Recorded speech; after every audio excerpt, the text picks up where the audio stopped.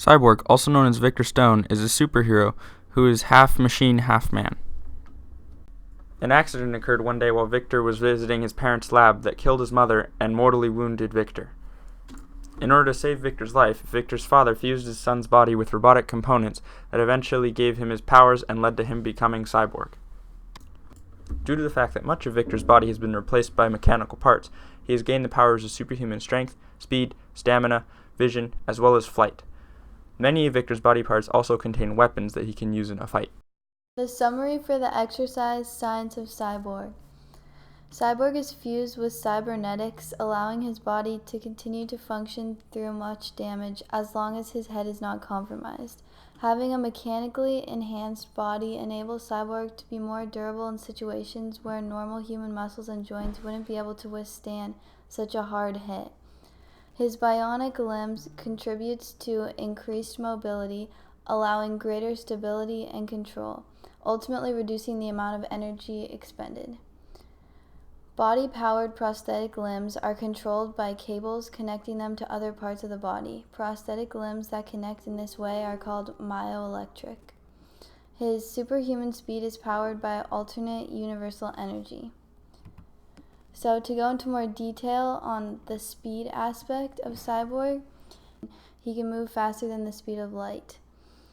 It is not possible to reach alternate universes conventionally. If Cyborg were to travel to a different universe, his organic components would be seriously compensated. Cyborg could not accelerate naturally because universal time travel would cause a bleeding from orifices. Blood vessels within mucous membranes would ultimately burst since a regular blood pressure could not be maintained in a parallel world. Once he gets to his destination, his body will not generate speed faster than the speed of light. Instead, the air pressure will disrupt molecules in his body. Once disrupted, fragments of DNA and protein will create a painful death. Death occurs from the loss of bone mass and the oxidative stress from unpaired oxygen molecules called free radicals. There are many ways that physics can be used to analyze the superhero Cyborg. For example, Cyborg has these amazing features called jump jets, which allow him to jump to great heights. It has been said that Cyborg can even jump onto a roof of a building from the ground. The boosters can automatically change the initial velocity of Cyborg so that he can jump to his intended height. For example, we are going to use a 4-story building which is approximately 12.4 meters tall. For this problem, the final velocity would be 0 meters per second because Cyborg would not be moving vertically at the end of his jump. The acceleration is negative 9.81 meters per second squared because of gravity, and the displacement is 12.4 meters. Plugging these values into the equation and solving for u, we get that Cyborg needs an initial velocity of 15.6 meters per second. In DC Comics, Cyborg can use teleportation to teleport himself and other heroes huge distances in seconds. In reality, this idea is not very plausible. Teleportation would not be a reliable way to travel because it requires transferring of an enormous amount of data and a large amount of energy. The reconstruction of the body would have approximately 2.6 times 10 to the 42nd bits. Errors would be likely in the transportation of data because of outside interferences, which could be potentially deadly.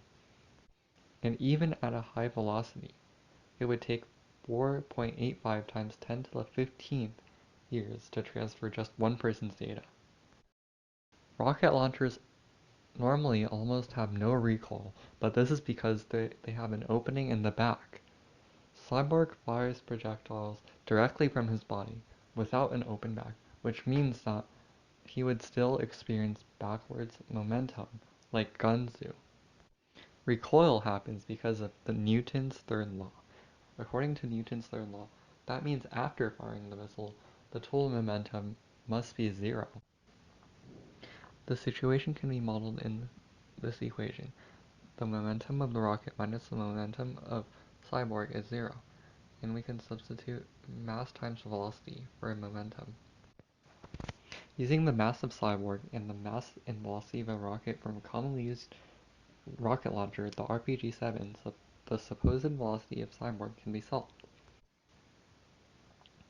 This means that Cyborg would be propelled at a speed of 2.3 meters per second. However, in the movie Justice League, he barely moves, which means that his body strength and friction with the ground help him counteract the recoil. Next up, we'll be looking at computer science in Cyborg. More specifically, how computer science relates to Cyborg's abilities. In the real world, it's possible to create functioning robotic limb replacements that function similar to real limbs. Most real-world applications of robotic limb replacements function by gathering nerve impulses or muscle movements from residual body parts.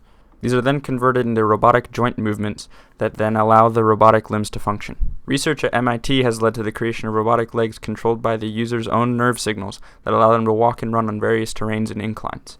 This picture here is an example. Based off of this, it is possible that Victor could have his limbs replaced by robotic components after his injury. However, it is unlikely with current technology that the level of function seen in the movies and comics could be achieved. Based on what is shown in the comics and the movies, most of Victor's body is damaged or missing. This would provide a significant issue for the use of robotic limbs, because there needs to be some sort of muscle or nerve connection left over for the robotic sensors to gather information. The possibility for this kind of limb and body part replacement is very low given current technology. However, research into brain implant-controlled robotic prostheses is being done at places like University of Chicago that could lead to technology similar to what is seen in the movies and comics, where not only limbs are replaced, but most of Victor's body is replaced by robotic components. This would be due to the fact that the sensors would be implanted directly into the brain and would not need to be connected to residual body parts or nerve endings. The numerous metal implants in Cyborg's body allow him to perform his superhuman functions. However, in action, these implants may pose many risks. Anything implanted into the human body must adhere to the pre-existing tissue, and with this process there is the risk that the body will reject the implants. When the body is introduced to these implants, the process of bacterial adhesion takes place, which is when the body creates something called bacterial biofilm to allow foreign material to adhere to the body's tissues. If successful, the implant will be accepted into the body, but if unsuccessful, it may be rejected or cause an infection, which are fought by the immune system and possibly with the assistance of antibiotics. With the number of implants introduced to Cyborg's body at one time, they likely cause an infection. It is possible that Cyborg's body fought these infections on its own, but unrealistic that the average human body could accept this many implants without infection fought by antibiotics. Body resistance in Cyborg, his body is able to protect resistance against attack with his body armor, as well as he can heal himself using his technology. This is similar to the human body. For example, when a eukaryotic cell is damaged, other cells are rushed to the damaged area to try to regain normal operations. Like when humans get a cut, a rush of red blood cells and platelets clot to stop the bleeding. The other half that makes up blood is plasma and white blood cells, which are bodyguards that eat bacteria, dead cells, and carry out DNA. The bulk of Cyborg's bionic and cybernetic components, as well as his skin, are made of promethium skin grafts. This is a fictional metal made up by DC Comics and consists of two metal alloys, titanium and vanadium. Titanium is as strong as steel, which is another material that makes up Cyborg's bones, but weighs 45% lighter. In fact, titanium has the highest strength-to-weight ratio among all the metals. It is also resistant to corrosion, which makes it a great alloy to combine with other metals. The melting point for promethium is extremely high, which helps Cyborg go about his endeavors as a superhero. Vanadium is a key element for alloys as well, due to its ability to add strength, toughness, and heat resistance with simply a small amount. Together, titanium and vanadium make an alloy that is lightweight but strong, a key characteristic that increases the durability and power of Cyborg's movements. A strong yet durable material that allows Cyborg to move around efficiently is carbon fiber, a material that is often also used to make prosthetic limbs, which is also something that Cyborg has. The lightweight material allows flexible movement for Cyborg to perform his superhero duties. About 90% of carbon fiber is made out of polyacrylonitrile, which holds the chemical formula C3H3N. Polyacrylonitrile is a highly crystalline polymer that is insoluble in water and has an extremely high melting point of 309 degrees Celsius. This helps increase the durability of the carbon fibers, which helps Cyborg's active lifestyle.